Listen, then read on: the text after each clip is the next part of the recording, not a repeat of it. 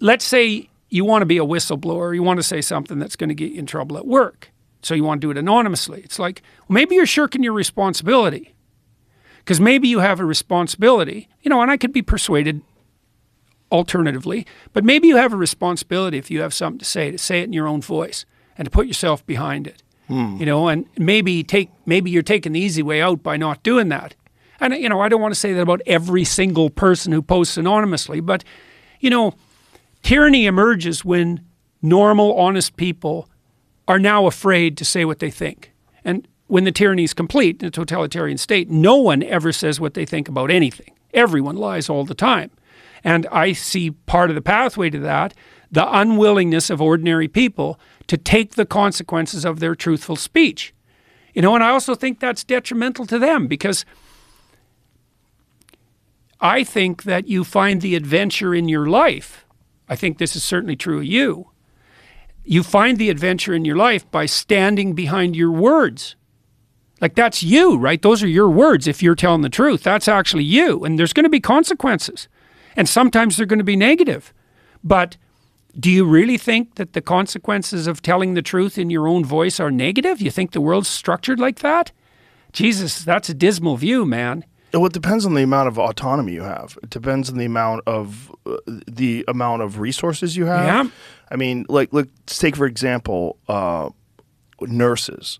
Nurses who had contracted COVID during the pandemic and had developed natural immunity. There was already studies that showed that natural immunity was superior to the immunity that was imparted by the vaccine, but yet they were being mandated to take this vaccine. Yeah. And a lot of them had some serious apprehensions about it that were logical based on people that they knew that had adverse reactions.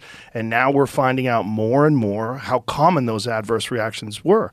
Now, if these women stepped up, or these men who are nurses stepped up and said something about it publicly, they would be fired. Yeah, well, look, when I was working as a clinician, I had lots of clients who were in that position. They're at work and they're being tyrannized by sometimes it was DEI types, and sometimes it was DEI? just diversity, inclusivity, and equity. Oh. The woke ideologues who were coming for them and not letting them say what they wanted to say politically. And sometimes they were just being tyrannized by garden variety narcissists. Their bosses were that sort. Yeah. And it was crushing them. And it's easy to say to people like that, well, just stand up to your boss, but they often were rather constrained in their employment opportunities, and they had families. And so you can't tell people, well, just go shoot off your mouth stupidly, get fired and taken out and mobbed and let your family starve. That's a pretty dumb strategy. But what we would always do in the therapeutic endeavor with someone in a situation like that was to situate themselves in their life so that they could afford to abide by their own truth. And so that might mean if you're in a job, let's say, where you don't have freedom of expression, you get your resume or your CV polished up so that if necessary, you could make a lateral move relatively quickly. Maybe you send out some job applications just to test the market. And if you're not marketable, maybe you pop up your skills. And then maybe if you're in a position where you're vulnerable because someone else has got control over your tongue, maybe you work real hard to put some other ground under your feet so that you can't be taken out so easily. Like when I opposed the Bill C-16 in Canada, the mandatory pronoun bill, I knew that would cause a psychological epidemic. I told the Senate that back in 2017. I said, you guys don't know what you're doing here. You're going to confuse a lot of adolescent young women, and for every girl you hypothetically save who has body dysmorphia, and that'll be a vanishingly small number of people who are actually saved, you're going to doom like 300. Of course, that's exactly what's happened. That's why the Tavistock Clinic shut down in the UK, and so there was that. But I also had set myself up, because I had 3 streams of income.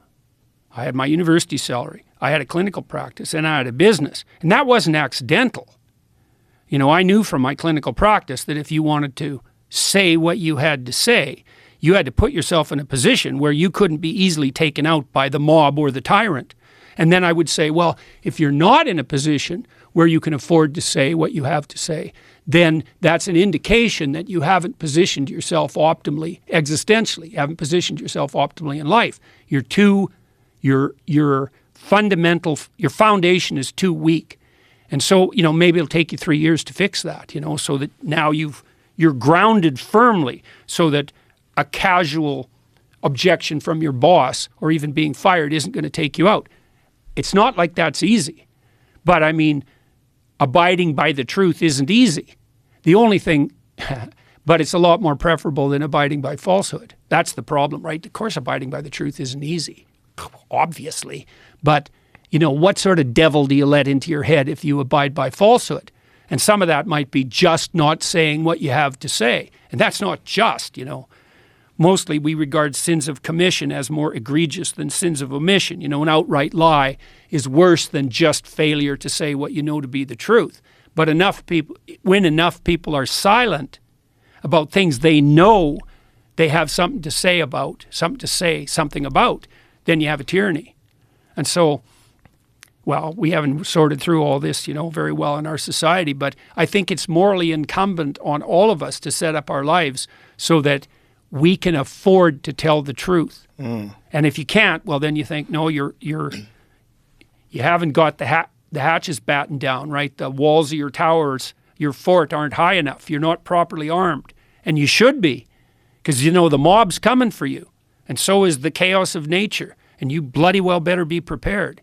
And so I think if you're anonymous, you're depriving yourself of the necessity to put yourself in a position where you can tell the truth. Now, think about what happened to you. Now, you tell me what you think about this. I mean, I've been watching you for a long time, and it's quite remarkable seeing the impact that you've had that keeps increasing across time.